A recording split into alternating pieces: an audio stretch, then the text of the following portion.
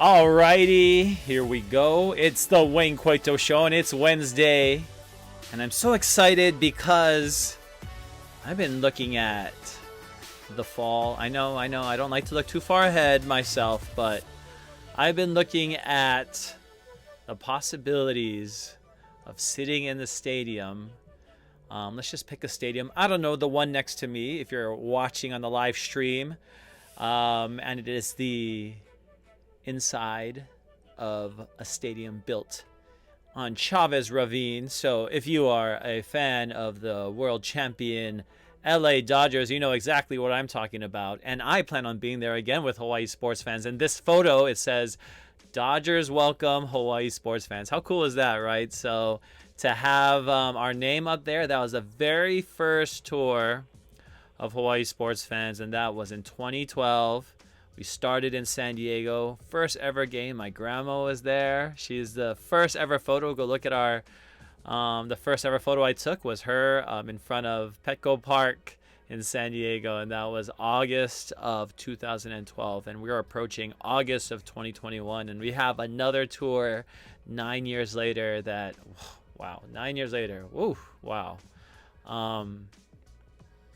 It's crazy. Very crazy.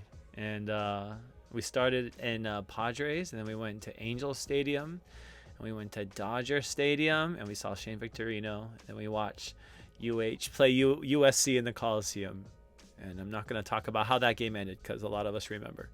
And for those that weren't there or don't know how it ended, you can probably, I don't know, just guess how it probably ended for Hawaii. Norm Chow's first ever game.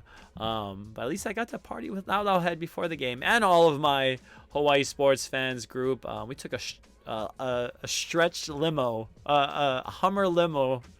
That was the first ever tour. I can't guarantee the Hummer limos. Hey, maybe I'll pull them out again because I want to do a suite as well this time. Possibly Dodger Stadium, or maybe even at Angel Stadium. And yes, I'm getting ahead of myself, but I'm already revealing some of the surprise. A big tour that you can put your own deposit down for. And now I'm going to bring on my friends on Facebook.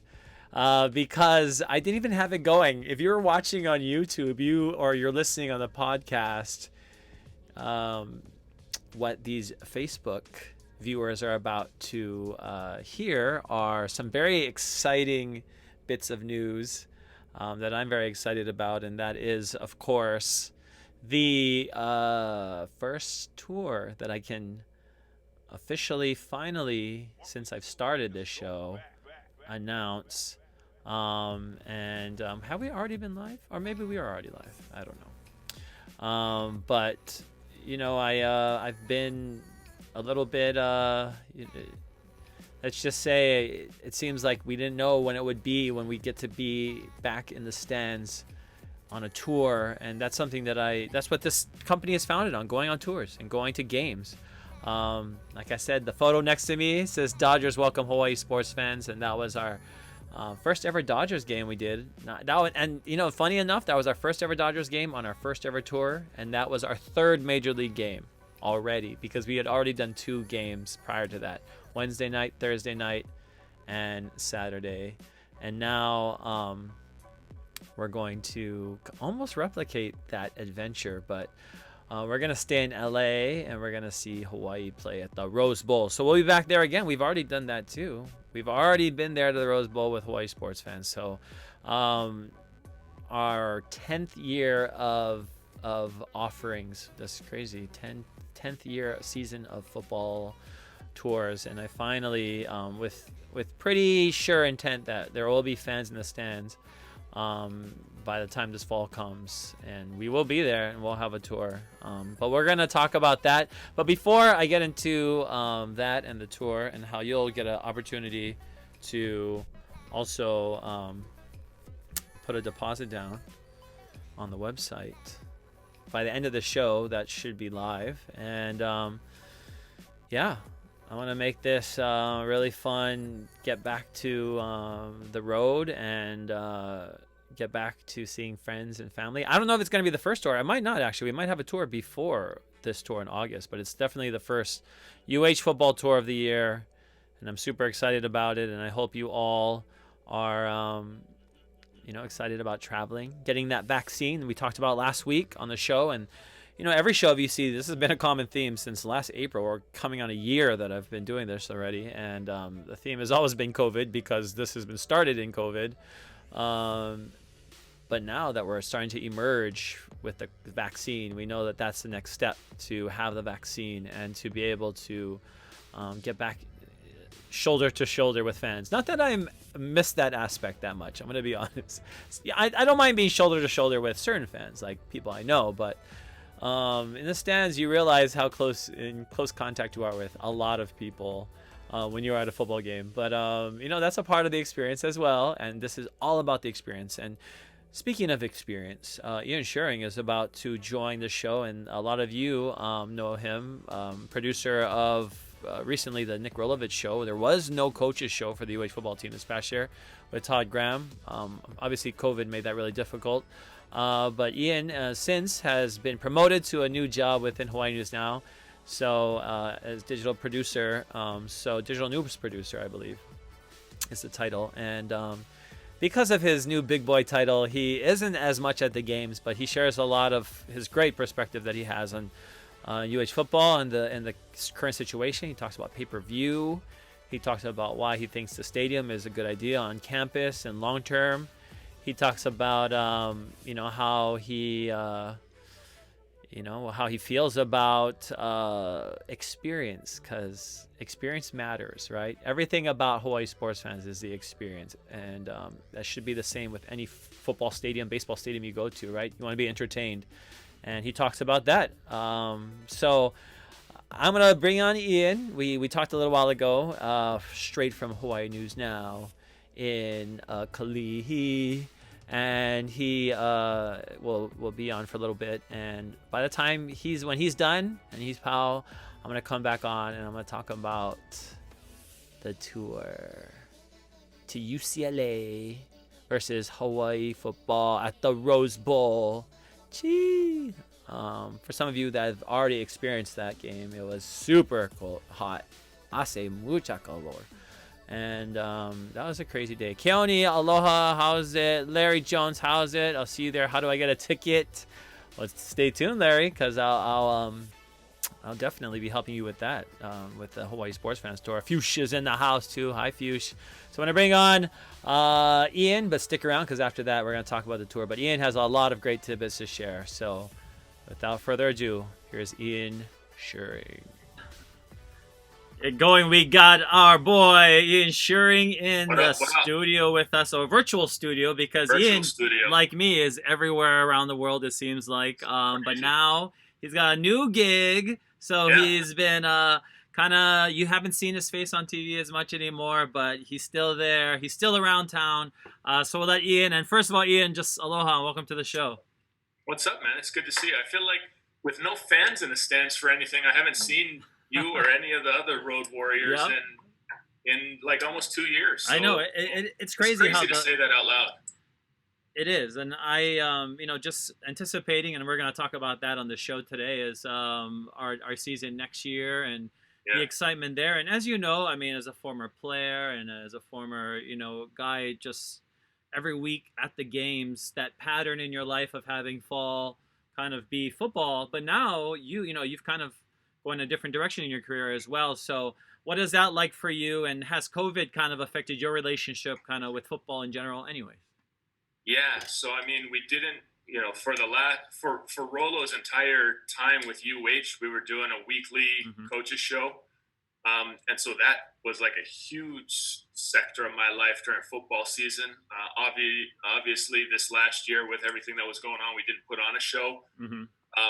I only went to two of the home games at Aloha Stadium as a member of the media, so that was really different. It had been 5 years since the last time I wasn't at a football game, including the road games. And so it was a little bit different for me. From the sports side, the work side has been interesting. We, as a news station, I was never working from home. It felt like for a long time, especially there in the beginning, that we were working harder than ever before, given everything that was going on. And and the necessity of trying to give people information that could keep them safe potentially. I think we took that really seriously. So strange times. I've sort of been here in the newsroom for the entirety of it instead of covering sports or covering the football team or things like that. But it feels like now with the amount of vaccine that's going into arms that we may finally, we were on the down slope for a long time, and now it's for the first time it really feels like things are starting to come back a little bit. Yeah, and I agree. I totally agree with that. And I think, the fall gives us some time and some leeway. A year ago, we thought, 2 weeks, we'll have to stay home 2 weeks. And now Isn't it crazy?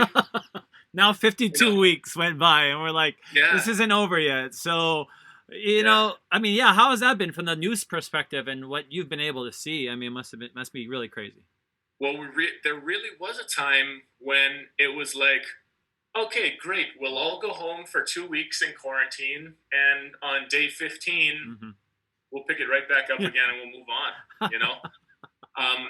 I remember early last March, before the NBA shutdown happened on March 11th. That was the same day that Tom Hanks got diagnosed with coronavirus. That was the same day that some of the local stuff started to announce that drastic measures were being taken.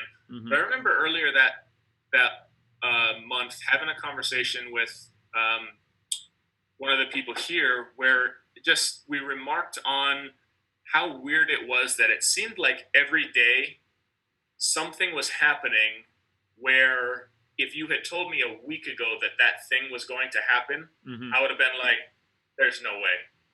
There's no way that the NBA is going to shut down their entire season. Yeah. And it was some variation of that almost every day. Of course. Where flights were canceled and then travel to entire countries were canceled and then, events.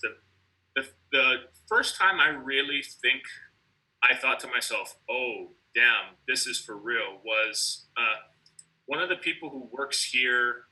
Her brother is an infectious disease expert on the mainland.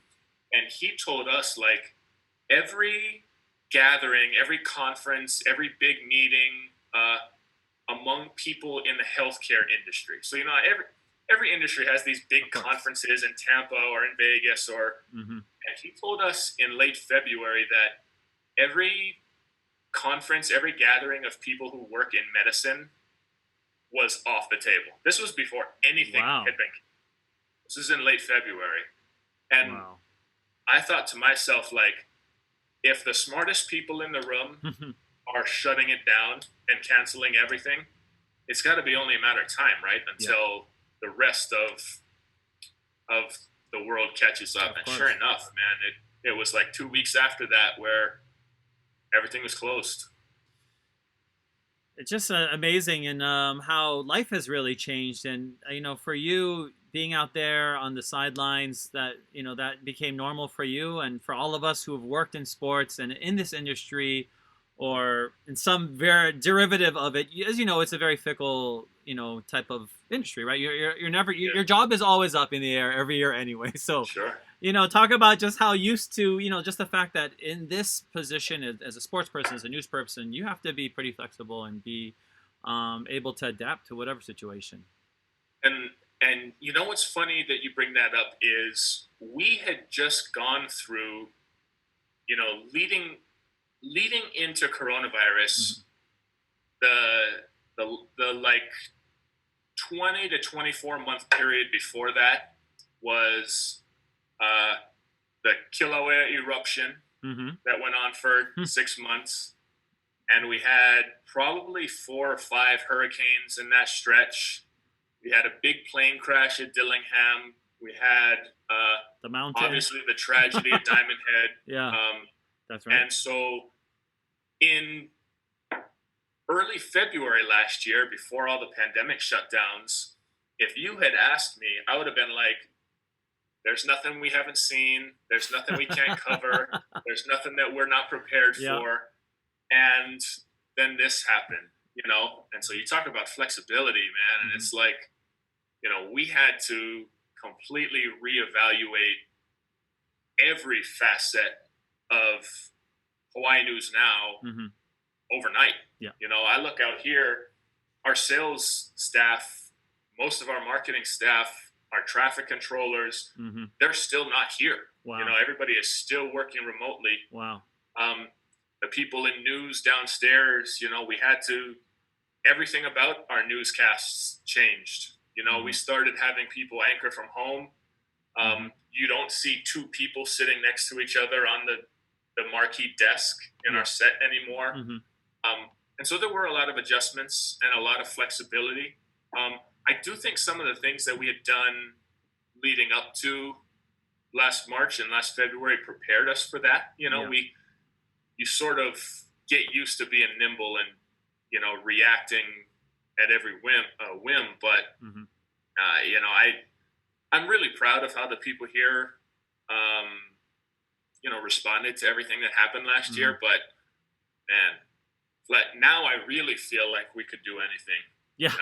The flexibility level. Now I can say with certainty, unless, I don't know, an asteroid comes. I know. We don't even want to even get into those hypotheticals because who knows? I don't know what we're not ready for now. I mean, in 2016, when all these celebrities died and, everything happened and elections happened, people are like, oh my God, it's the end. 2016 is the worst year ever.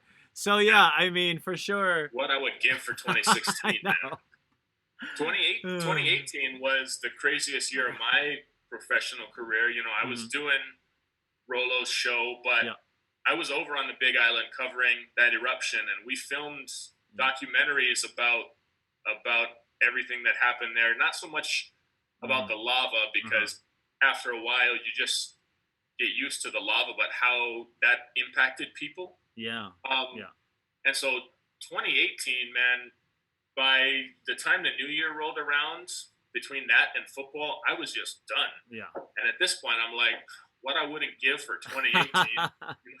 Yeah. Like compared to last year, man. Oof. Well, now we know. I mean, I think all of us realize that we have the mettle for anything in this in this chaotic world.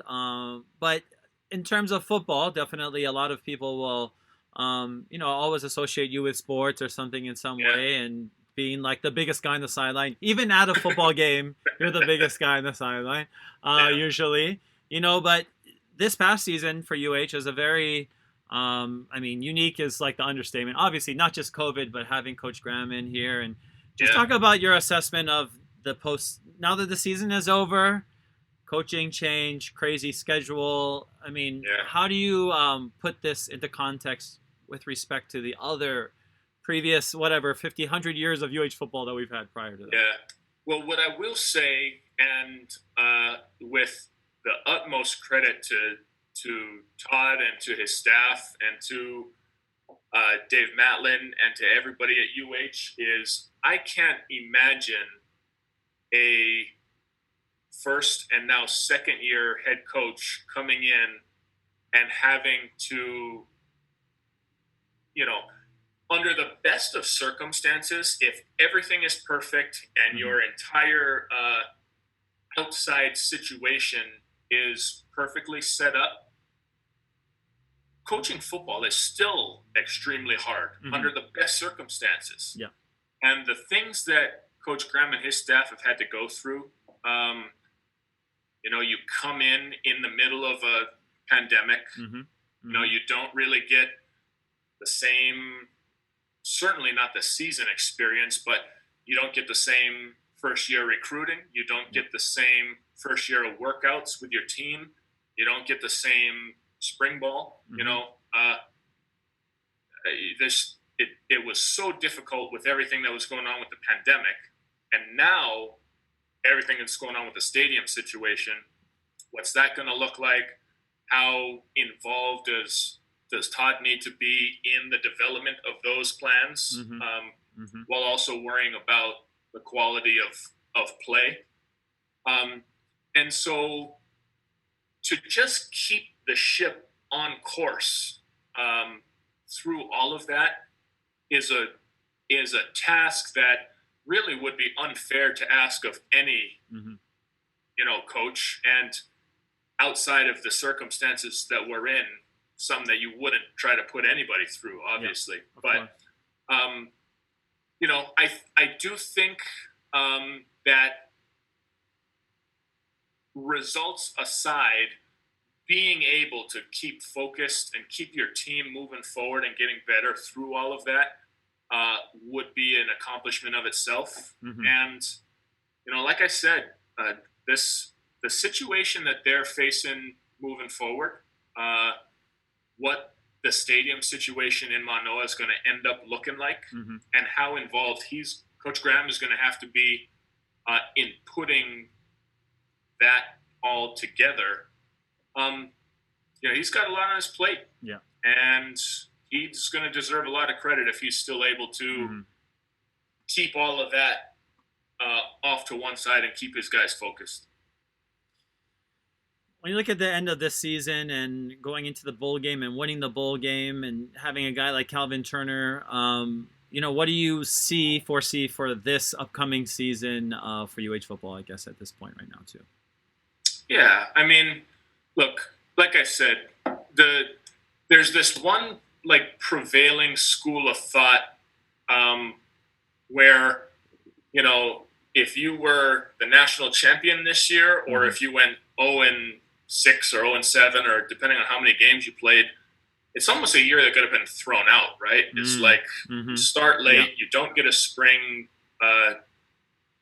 ball, you don't get those same. You had guys working out a little bit over the summer, but nothing was the same. And so when you look at the talent that they ended the year with, when you look at the recruiting class, when you look at the roster and say, well, now we're actually going to get a little bit more of a spring opportunity, a little bit more learning. Now we're going to get a little bit more of a regimented summer program. Even with all the distractions going on with regard to the program, it's hard for me to sit here and think that the quality of football would be worse in this upcoming season just based on the things they're going to be able to do this year that they weren't able to do a year ago. Yeah. And so now you could also make the argument that that's going to be true for each and every one of the teams that they play, right? Yeah. Is they won't be the only ones who now get a spring or now get that same regimen. But fans of football should expect, I would think, to see, a product on the field, wherever the field ends up being, that is an improvement of what we saw last year. And back to that field situation, too. I mean, you've been on that campus several times, inching field several times, interviewing coaches after the game. Can you imagine walking into that field, or have you ever imagined walking onto that field and thinking that the team could actually stage a actual regular season game on that field?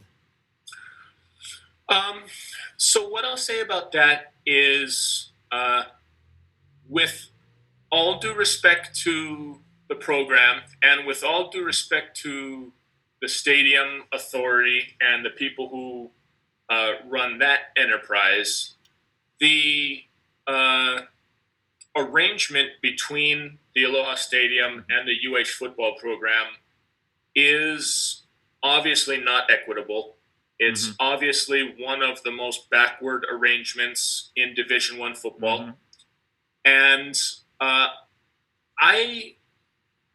in my mind, you have to do one of two things if you're a UH. You have to insist to the state authorities and to the stadium authority that arrangement change to become more equitable for the university, which they did. We know that David Matlin sent a letter signed by him and David Lassner to the stadium authorities saying, this doesn't work for us.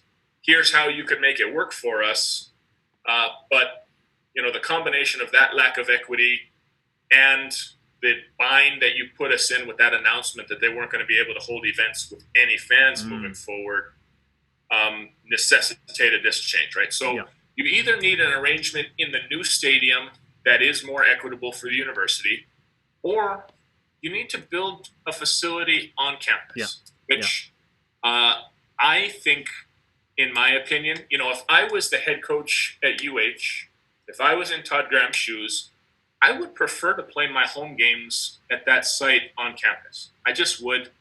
I think that looking at the footprint of that existing facility now and trying to find the least disruptive way to get to 27,000 seats, 30,000 seats, 32,000 seats. That's obviously going to be a challenge. And, whether the answer is temporary, stadium-style seating, or, obviously they won't be able to pour concrete and create a stadium there overnight. But that seems like the preferred solution to me. And a lot of, there are misconceptions about what you really need out of that facility, right? We don't, the notion that UH football needs a stadium that seats 51,000 people the way that Aloha Stadium does is not just flat out not true. The notion that, I've talked with people in the past that there are Division I college programs on the mainland whose stadiums seat 70,000 people that have smaller footprints than Aloha Stadium. People who don't travel the way that you and I do to some of these stadiums on the mainland don't realize that Aloha Stadium is massive. Yeah, it is. It's huge. It's huge. Huge. It's got a bigger footprint than the Coliseum, which seats, closer to 100,000 people to 50. It's just so big. Yeah. And so there's this misconception that you need X amount of fans. There's a misconception that the stadium needs to be so big. There's a misconception that parking is a huge issue. How many football games have you and I been to on the mainland where they don't have massive parking structures at these stadiums? Not at all. On the mainland? Yeah. They don't have, there's not one stadium that I can remember, and if you can, let me know, that has a parking lot bigger than the one at Aloha Stadium. There's just not. Yeah. So if you start knocking these misconceptions off the board, where we don't need as many people, a stadium that sits as many people as you think, we don't need a stadium that's as big as you think, we don't need as much parking as you think we need. When you start to dismantle some of these things, now you think, okay, if we're not worried about that, and we're not worried about that, and we don't have to really worry about that, the stadium on campus starts to sound pretty good. Yeah. I think. Yeah. The benefits to that are clear. We don't need to waste any time talking about that. The answer for what's best for UH, though, may not end up being what's best for the state and for the stadium. How do you then, if UH is going to build a facility on campus, now you have a real hard time justifying the hundreds of millions of dollars that you're going to spend rebuilding Aloha Stadium, right? Because what is that facility going to be used for? So, you think about it that way. You also think, the state's gone kind of a long time without really worrying too much about how that impacts the university. So, of course. Does David Matlin say, you guys didn't care about how this impacted us for how long? We're out. We're gonna do it. We're gonna do it this way. I'd like to see someone who has a clever idea to get that space on lower campus to, even if it was 28,000. If somebody clever could put together a plan, a sustainable plan for that, that's something that'd be really interesting to me. I totally agree, and you look at the numbers. First of all, like you said, I mean, we're averaging like 20,000 people at Aloha Stadium, anyways. If that, and long-term sensibility would say, like, I don't know and I think there's always been this thing in Hawaii, like Bombay things are gonna happen. Bombay will be back to it, and I don't know. You've been in Hawaii your whole life too. Do you see this program ever getting back to those 41,000 people in the seats, average days, or what do you see for this Hawaii program in particular? Well, so what I'll say about that, and with regard to attendance, and I hedge this by saying, I love Aloha Stadium. I have so many good memories in that place. I played in that stadium in Pop Warner. I played in that stadium in high school. I played in that stadium in the Hawaii Bowl. Yeah. And that's just my playing experiences. I was at, I was born in '88, and I've been to every meaningful football game in that stadium since 1988, except for the years that I was at Arizona State. I was at the BYU game in 2000. The memories that I have of that place, no one could ever take away, right? Absolutely. That being said, it's not fun to go to a game at Aloha Stadium. That experience is just not good. And that's something that I say to you, but that I would say to people in the stadium authority, and I have expressed to people who work for the University of Hawaii.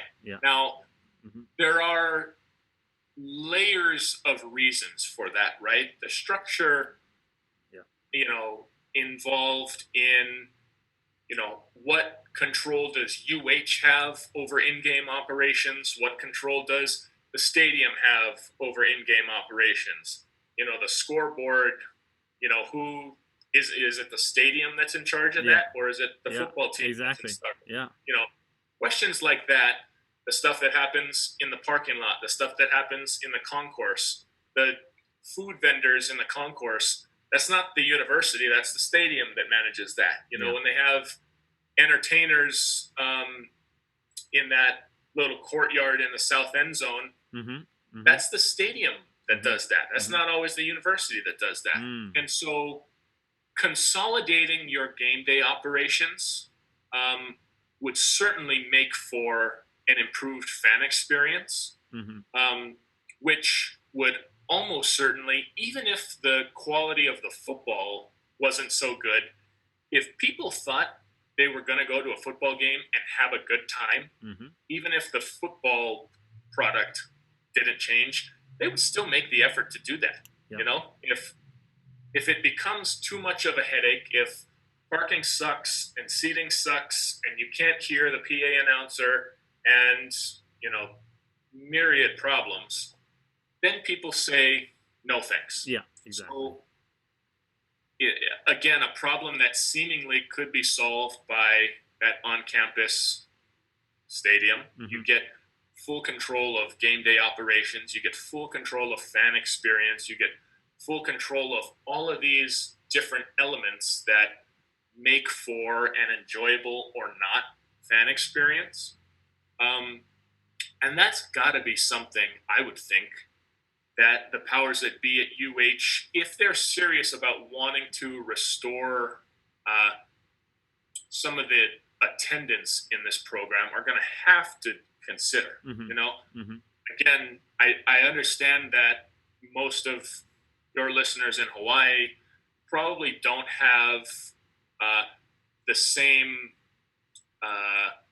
breadth of stadium visits that you and I have, but you go to Boise, or you go to Colorado State, or you go to some of these shiny, not necessarily new, but shiny facilities, and see, at Boise on third downs, there's this, and and another Boise. There are lots of cues that UH could get from some of the way that these other programs handle game day operations that I think would positively impact that experience. If the way I think about it, and the way I'm sure plenty of people at home think about it, is if it's more fun to watch the game on TV than at home, that's what people are going to do. So you've got to restore a little bit of what it means in terms of experience at the game something that I think is clearly and I don't want this to seem like I'm just ripping on any one institution, but between the third and fourth quarters at UH football home games, they do that game where you take the football and you throw it into the cutout, right? That wooden cutout is splintered and beat to hell from 20 years. Yeah, at least 20 years, football at it. Yeah. And I know it's 20 years because that cutout is of the old Nike 2000, 2001 uniforms with the leg, the leg patch, and it's Chad Owens wearing number 82. So, that just if you look at that as a microcosm of fan experience at UH, that's some, fan trope that hasn't evolved at all in 20 years. That's an issue to me. Yeah. It's like, if we're not keeping up, if we're still doing the same old things, it's no wonder people don't want to come to the games. Yeah. Well, on the other hand, too, staying at home, a lot of people, overall, let's just talk about the TV deals. We talk about it a lot on here. And, we had Blangiardi on here, Mayor Blangiardi, before he was mayor. And he talked about, his just frustration with the situation because he negotiated on the UH side the very first TV rights, and then he got on the other side of the bargaining table, and he felt like he got kind of kicked out, and UH just renewed again another 3 year, and obviously people might say, well, he's a Hawaii News Now guy, but hey, Blangiardi was saying I wasn't going to charge people pay-per-view, so just talk about the TV rights deal and kind of how it affects the team and just how your view of it in general. So I think objectively, it's fair to say that the current arrangement between the university and the TV rights holder has negatively impacted attendance at the games. I think that's I think objectively that could be stated as well. I agree. Yeah, that's clear. That's not a hot take. That's not some opinion that I have. That's clearly what's going on. The university and Spectrum now are in this never-ending circle of, I'm not reporting this. I can't speak for anybody at UH. Nobody's told me this, but UH needs that seven-figure check that they get from the TV rights deal to continue operations. Can't at this point. The bottom line is it's just not possible for UH really to continue to operate without that TV rights money. Okay? So UH can't really get out of this arrangement because they need that paycheck. Well, Spectrum, in order to afford that check that they're given to UH, is now having to make adjustments to their pricing tier for these games, especially for football, that to the average fan like me seem to not make a ton of sense. And I'll give you a couple of examples. Last year, before there was all this strife about pay-per-view and if we were going to give people a break because of the COVID and they can't go to the games, and that was a whole discussion. That obviously ended up not really happening. Would it have been a show of good faith for University of Hawaii to insist to their TV partner, people can't come to the games if they want? We'll eat some of the cost, but we can't continue to charge full price for pay-per-view when fans can't go to the games anyway. That seems predatory to me. Yes. That was one problem. The price tiering of that pay-per-view package used to be on the neighbor islands for people who couldn't go to the games. There was a slightly lower tier, and the price was slightly higher for people who lived on Oahu. who could go to the games. That pricing tier was changed to be all one level. In one fell swoop, the TV rights holder made it more difficult for people who can't come to the games to watch. So they disincentivized people who live on Maui and on the Big Island and on Kauai from watching UH football, while making it easier for people who could go to the games to stay home and watch it on pay-per-view, because they made it cheaper so that it'd all be on one tier. So in one move, the people who live on the neighbor islands are now less likely to pay for that package because it's gotten more expensive. And the people on Oahu who can go to the games are less likely, because now it's cheaper to on pay-per-view. Now, maybe that arrangement makes sense for the TV provider, but it doesn't seem to make a lot of sense for UH, in my opinion. Again, I'm not reporting that. Nobody's told me that. I'm just piecing these things together.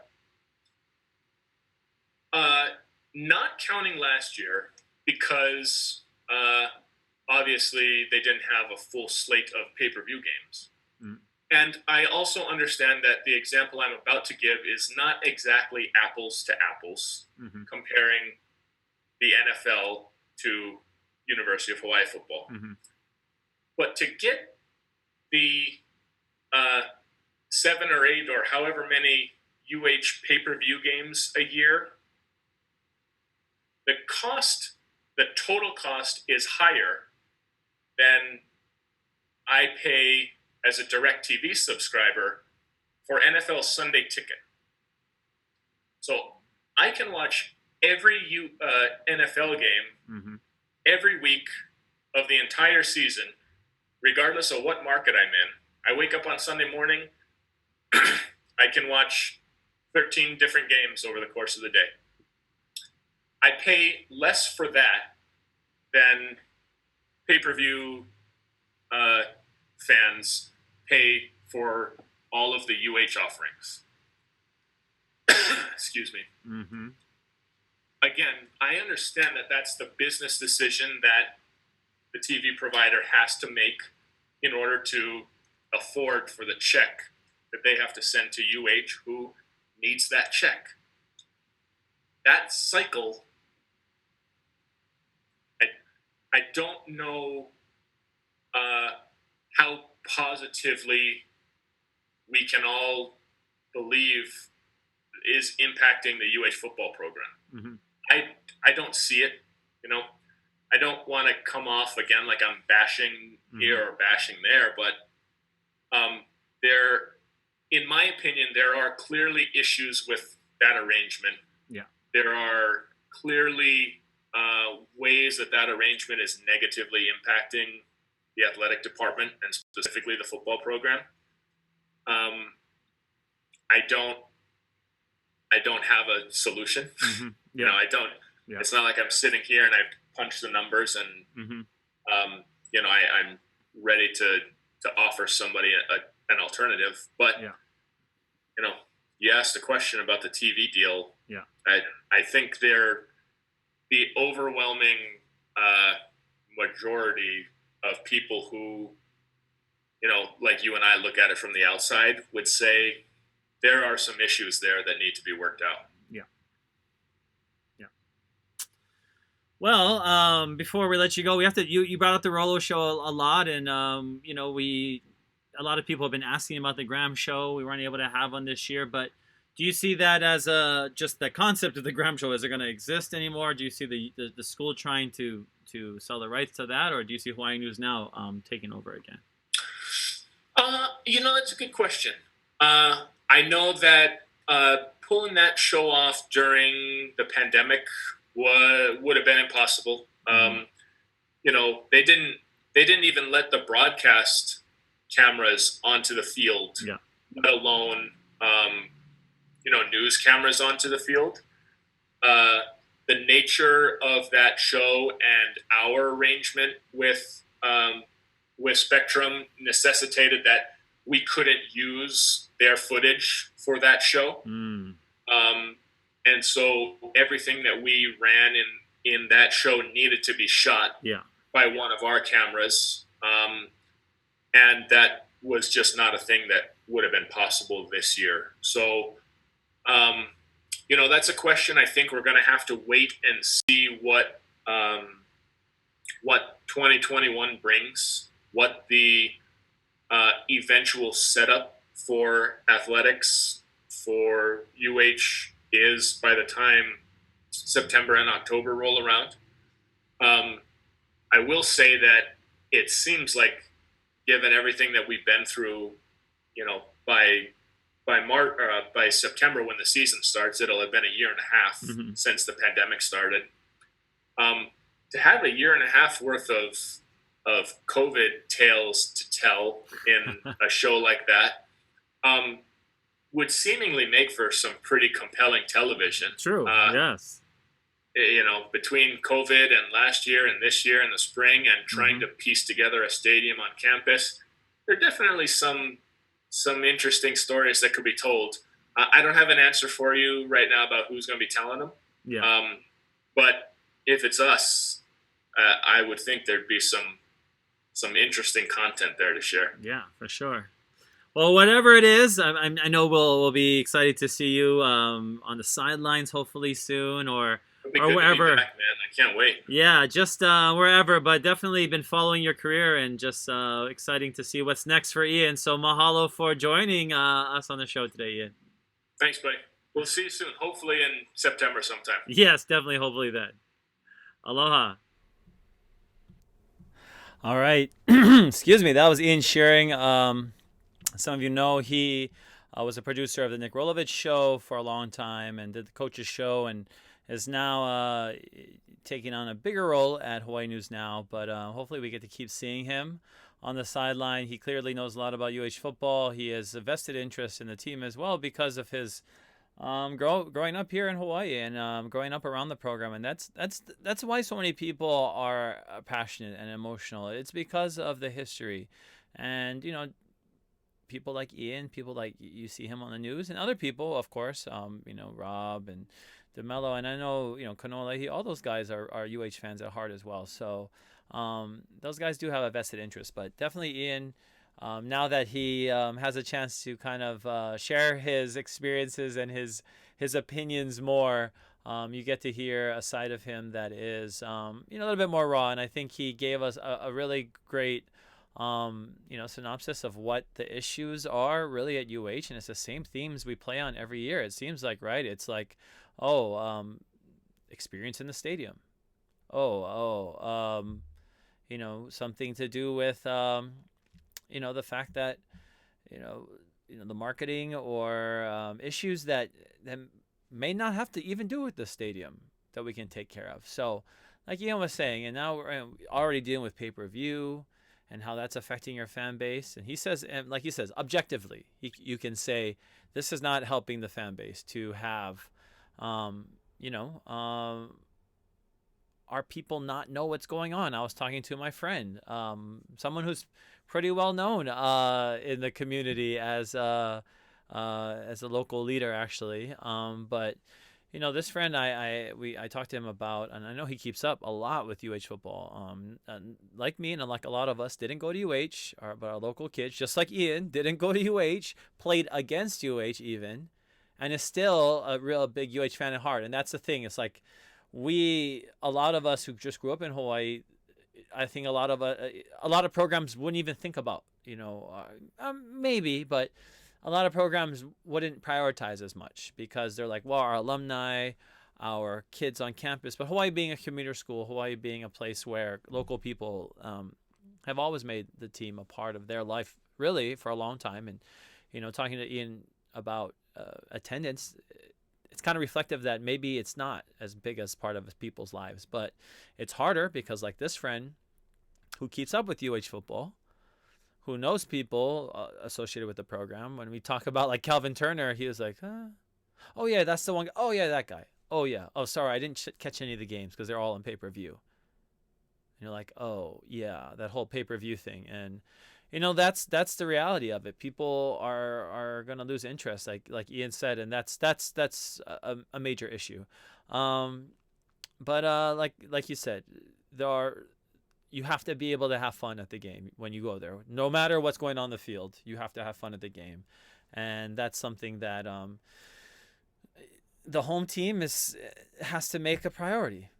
Anywhere we go to New Mexico, like a small stadium. I was calling it Dreamsicle Stadium, but it's like Dream something Stadium. I forget. I forget what it's called. But even there, they get into the game. There's not even that many people there.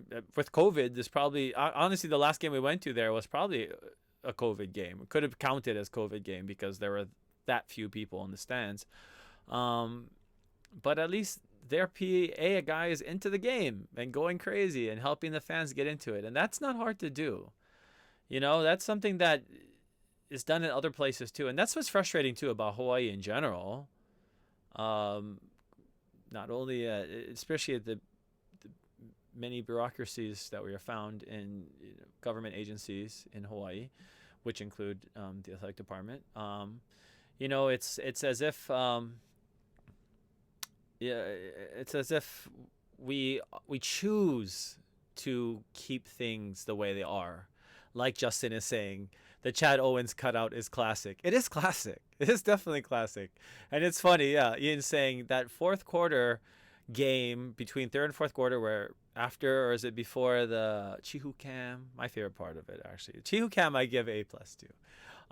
But everything else, like Ian was saying, it's like we have to evolve past some of those games. It's like the sumo thing is still a thing. And the sumo thing will always be cool, okay? The sumo thing will always be funny to see people in big sumo, suits, obviously.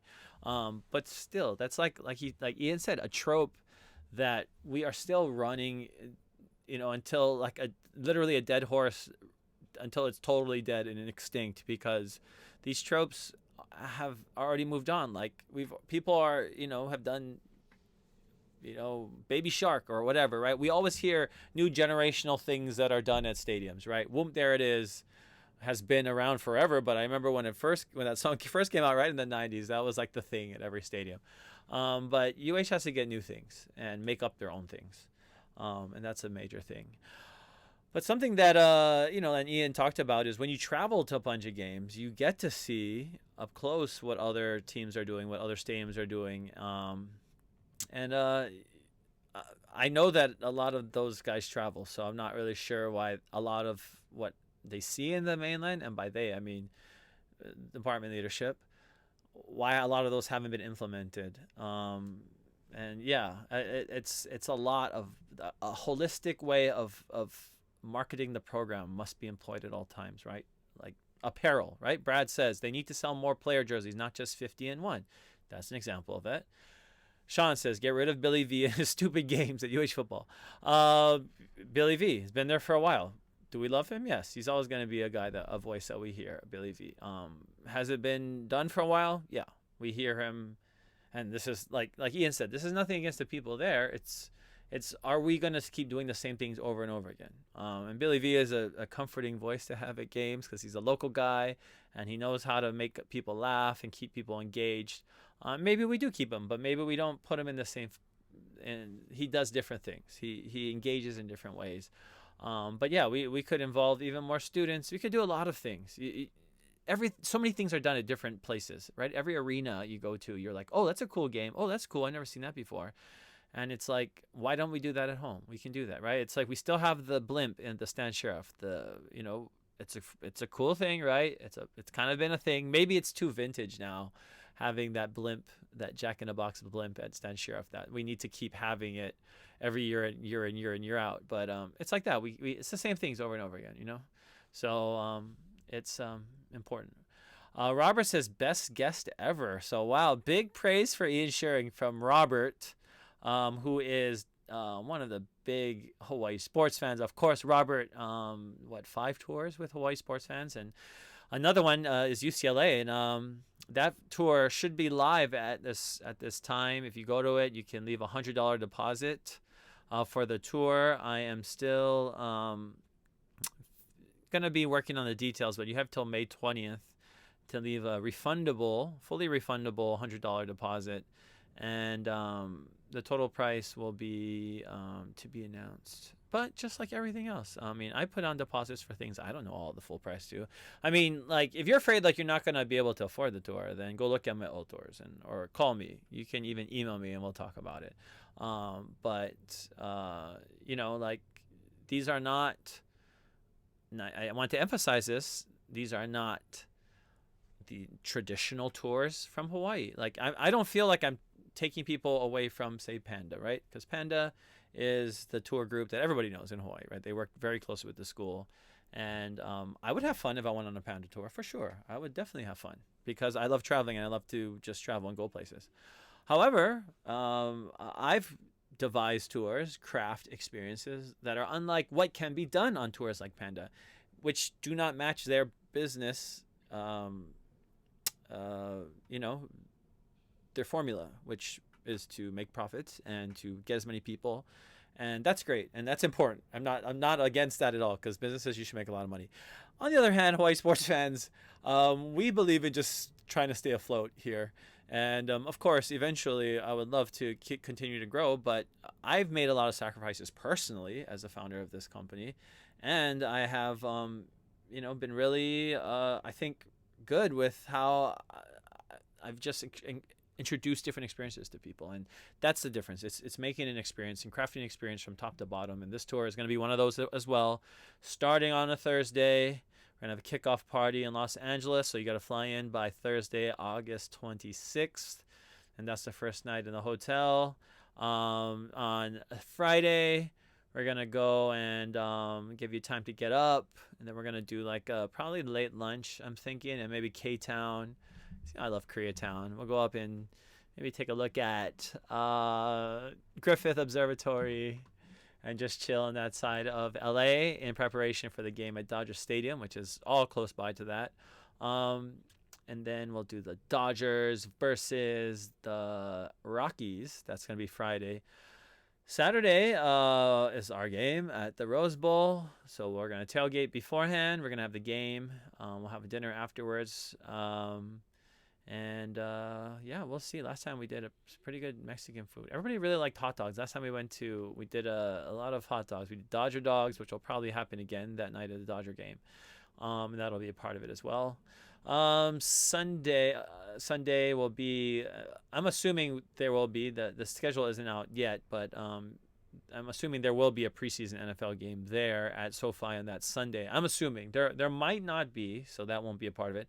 And that's why, like I said, like you know, the total price isn't there yet. The total price will be comparable to what has been done in the past, which I still think is very reasonable.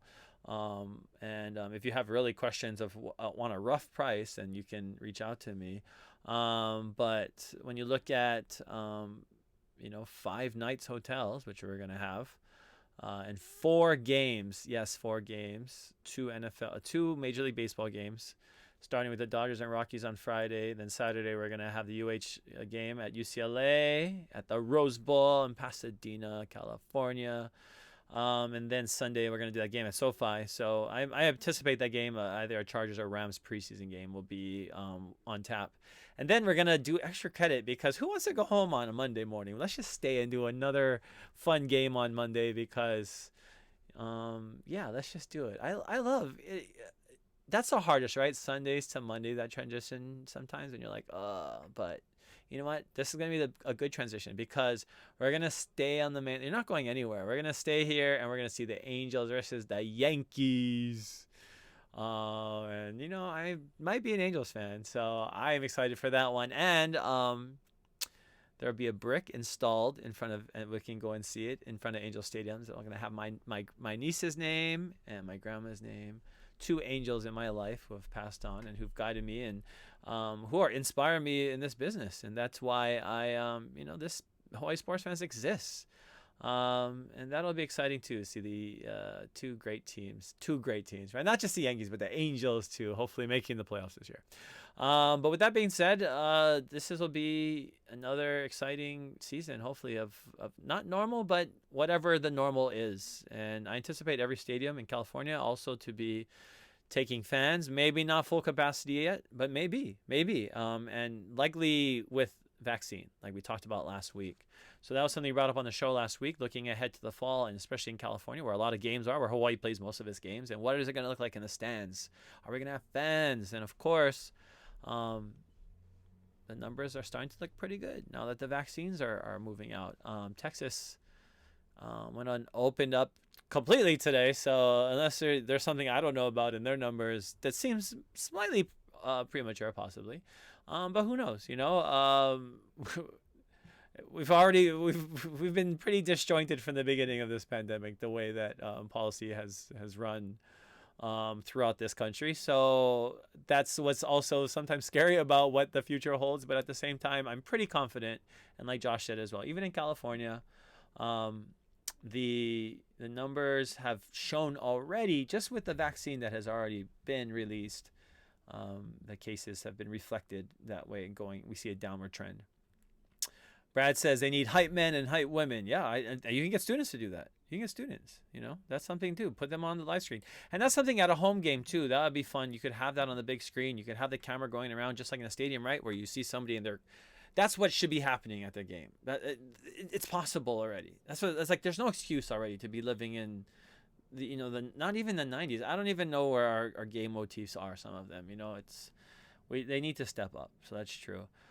Robert says smaller, more personal, what I like. Yes. All right. I think he's talking about the tours, because Robert is, our number one Hawai'i sports fan. I give him that title because to pressure him also to keep coming on tours. But Robert's been there for a lot of Big West tournament tours. And, of course, the Big West tournament this year, basketball tournament, will not have fans. So that's a little disappointing. So we'll miss out again with Robert coming out on a tour.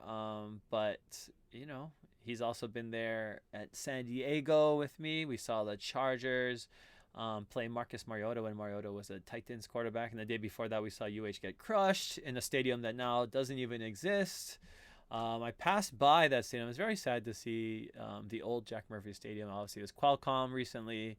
And now it's basically just the Jumbotron, I think, that's just standing up like by itself. So it's crazy. But Robert was there too. So, lots of memories we make with friends. And that's what I really love about our tours as well. Brad says we need to step up for Wayne. Oh, thanks, Brad. I'll give you a love. I'm on Facebook right now looking at comments. But he says we need to step up for Wayne. Thank you. Please step up.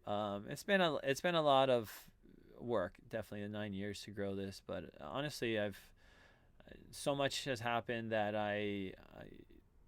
I'm glad the pandemic in a way has forced me into reevaluating also how this company situates itself within Hawaii and within the fan base of Hawaii football and within like the Hawaii the fans of sports in Hawaii. And that's what I want to do. That's a goal for me too, is to keep growing this business to every fan in Hawaii, whether you like UH football or not. Whether you just want to go on a trip and see the mainland and go to great games. I mean, I think that's something that will continue to be a hallmark of this company, especially the Super Bowl tour, which will be in LA as well. So this will be a nice warm-up for LA.